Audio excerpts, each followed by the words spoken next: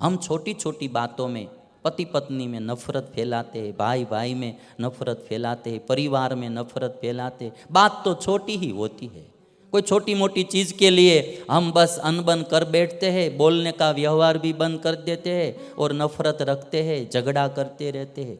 वो जीवन में कोई दम नहीं है। और इसीलिए और एक बात मैं बताऊंगा कि राम पूजे जाते हैं क्यों। कई के प्रति नफरत नहीं रखी, मंथरा के प्रति भी नफरत नहीं रखी।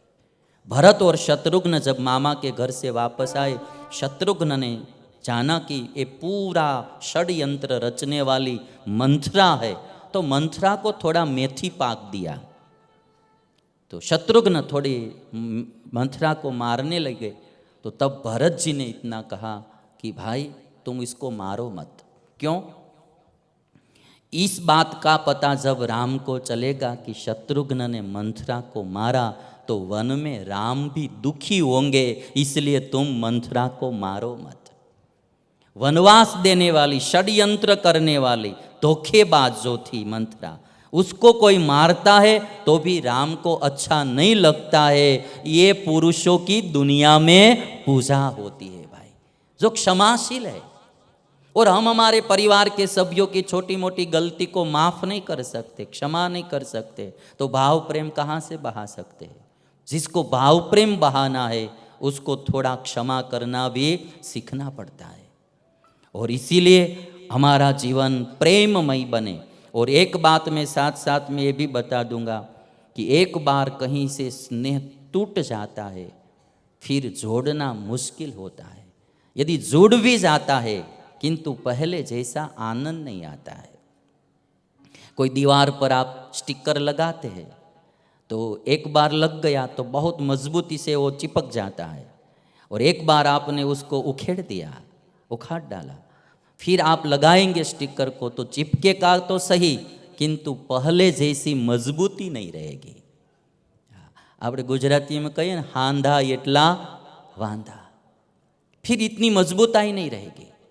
या पति पत्नी में एक बार प्रीति टूट गई, कोई झगड़ा हो गया, 2-3 दिन बोले नहीं, कुछ झगड़ा चलता रहा, फिर समाधान किया, फिर मिले, किंतु अब जो पहली बार जो प्रीति थी ऐसी प्रीति में मजबूताई रहेगी? वो मजबूत नहीं रहेगी प्रीति, वो फोफली हो जाएगी, खोखली हो जाएगी वो प्रीति। इसलिए जिसके साथ रहना है प्रीति तोड़ना मत। रही मन का एक दोहा है, रही मन धागा प्रेम का, रही मन धागा प्रेम का, मत तोड़ो चटकाई, टूटे से फिर ना जुड़े, जुड़े गांठ पड़ जाई, टूटे से फिर ना जुड़े, जुड़े गांठ पड़ जाए।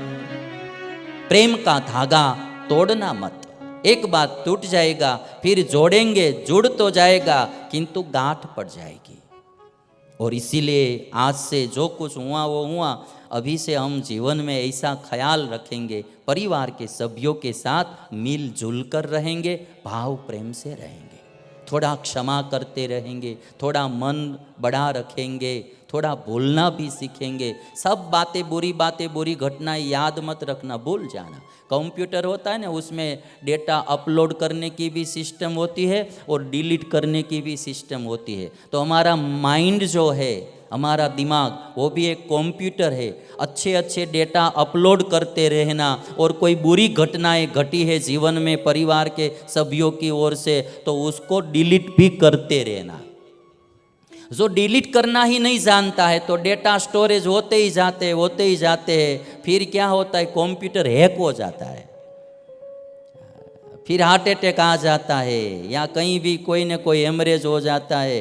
चिंता में ऐसा क्यों हुआ, उन्होंने ऐसा किया, उन्होंने ऐसा किया। बहुत वो नहीं करना, बुरी घटना है उसको डिलीट कर देने का। वो कचरा है, वो कचरा को भरते मत रहना।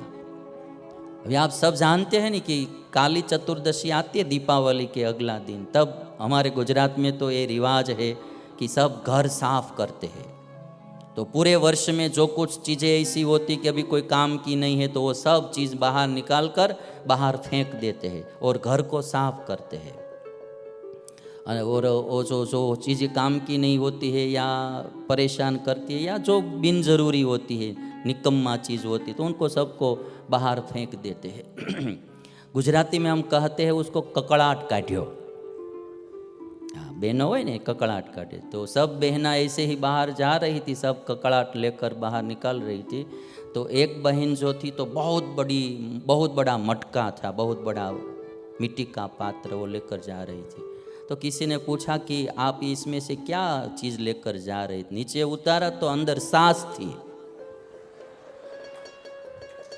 वो बोल रही थी मेरे लिए तो यही ककड़ाहट है।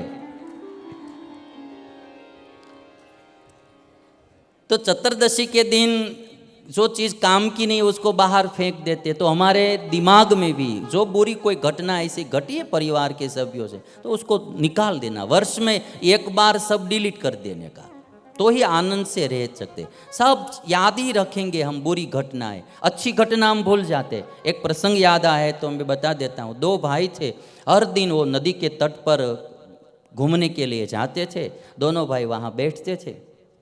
तो एक दिन छोटे भाई ने कोई गलती कर दी तो बड़े भाई ने एक थप्पड़ मार दिया। तो बड़े भाई ने थप्पड़ मारा तो छोटे भाई ने रेत में लिखा कि आज मेरे बड़े भाई ने मुझे एक थप्पड़ मारा, रेत में लिख दिया। थोड़े दिन गुजर गए, बाद में हर दिन का क्रम था, दोनों भाई जाते थे नदी के तट पर। आज भी गए, दोनों बैठे थे और छोटा भाई स्नान करने के लिए नदी में गया। नदी में बाढ़ आई थी तो बहुत पूर जा रहा था, पानी का बहाव बहुत था। तो छोटा भाई था वो डूबने लगा नदी में।